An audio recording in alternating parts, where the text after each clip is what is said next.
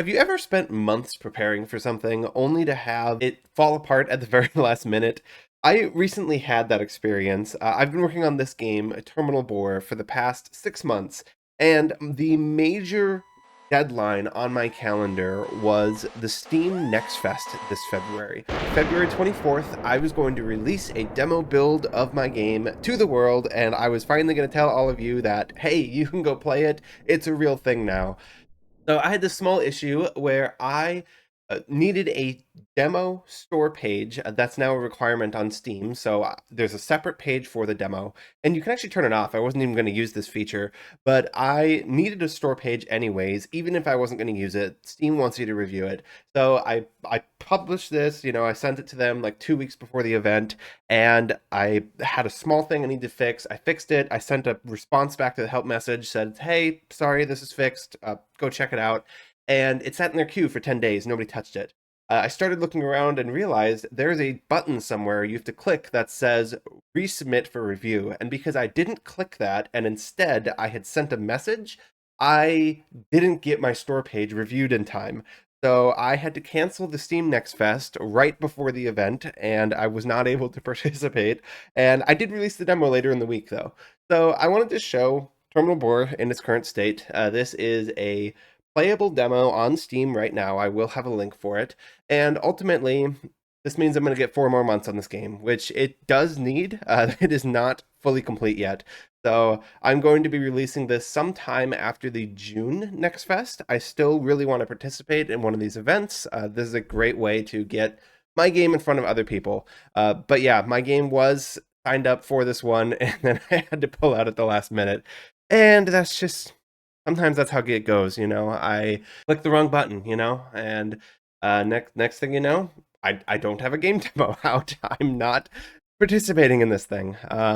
But either way, this is my game, and I am pretty proud of the changes I've been able to make, both for that original demo version and in the couple of weeks since then. This is the latest version of Terminal Bore. In my last video, I talked a lot about the procedural generation system where I can create my terrain. I ended up only using that once, and for the demo, I generated a handcrafted level.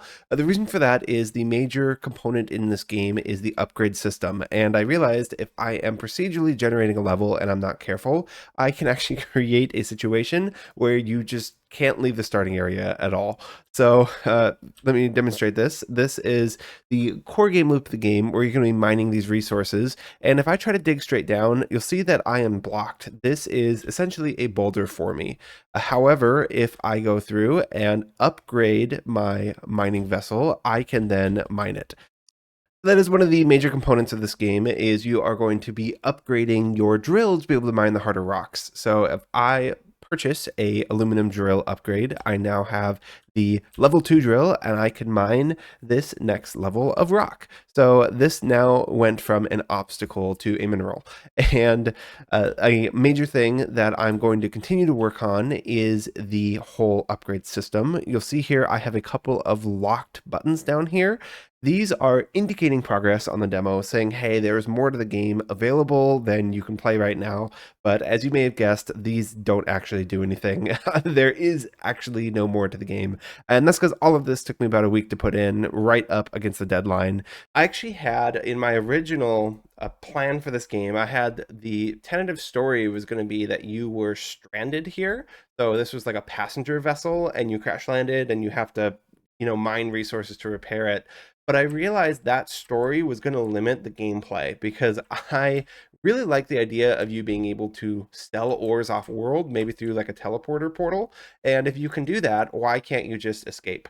So I ended up changing the story where I think instead you are going to be working for a basically a con man who duped you into coming out here. So you'll notice your ship, which you win for free, and then once you land here, you discover, oh, actually, no, you do have to make payments on this. Sorry, you're basically a debt slave. You better work yourself off to escape. So you have to dig down to dig yourself out of the hole you got yourself in. But so I called it the MCS Grifter. I think a mining company ship is what I went with.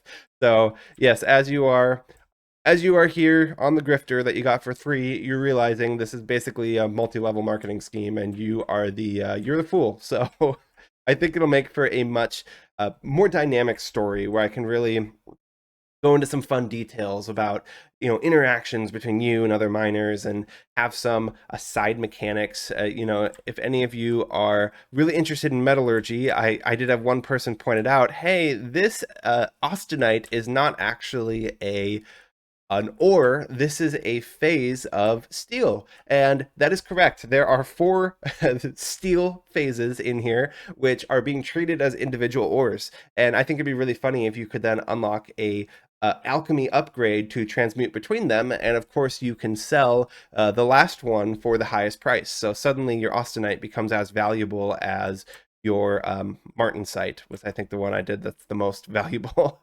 So some of these fun things where you really get to push back on this guy who's making your life difficult.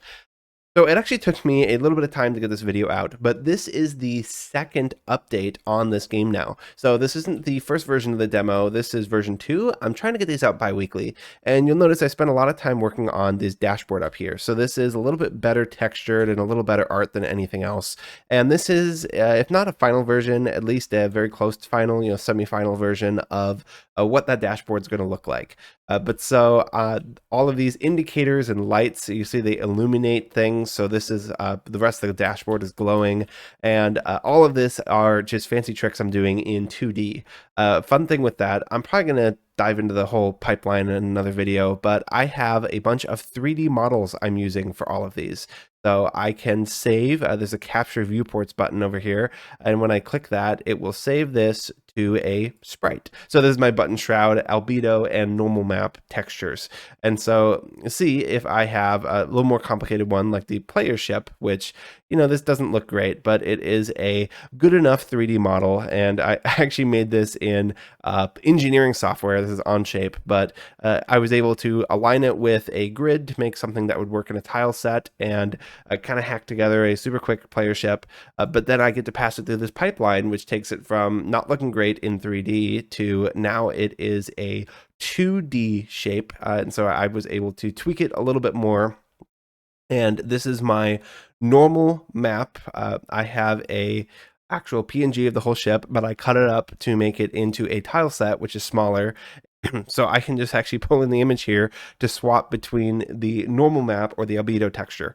And I saved both of these off, and then that allows me to interact with this using those 3D lights. So that's how you get these glowing lights on the dashboard. If I go smack into something,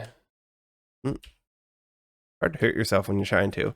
If I smack into something, you'll see this starts glowing. And so all of that are just the 2D normal maps in that none of these are actually 3D models anymore. They're just sprites, but they're able to use that texture information.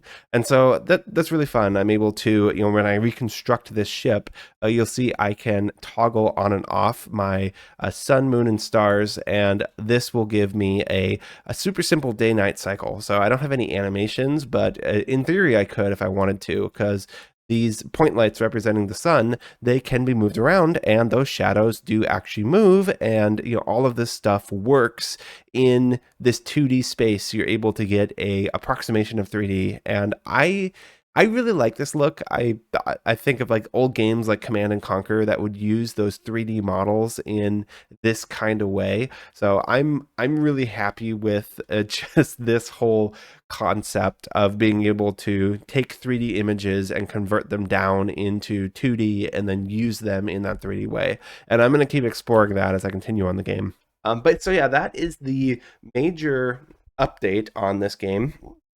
You can play the demo right now. This version that I'm playing is out there. So the most recent thing was I added this shaft lighting now, where you really can see where home is. As if you're moving side to side, you can see that there's a light over here, and that really helps guide you back. So all of this is available now. I'd love to hear your feedback, and I will be back with more devlogs. I think I want to do a couple more technical ones. So I haven't really talked in detail about my art pipeline, and I do think it's interesting. So let me know if you'd be interested in that. But yeah, with all that said, I want to say thank you so much for watching and for being here. And I will be continuing to develop this game for a few more months. And ideally, when June rolls around, I will be participating in that festival that I missed, and you'll be able to play the final version of that demo. But right now, if you want to give some feedback, I am definitely taking feedback and refining the game based on it. So excited to see what this can become. But that's it for me. Thank you so much for being here, and I will see you next time.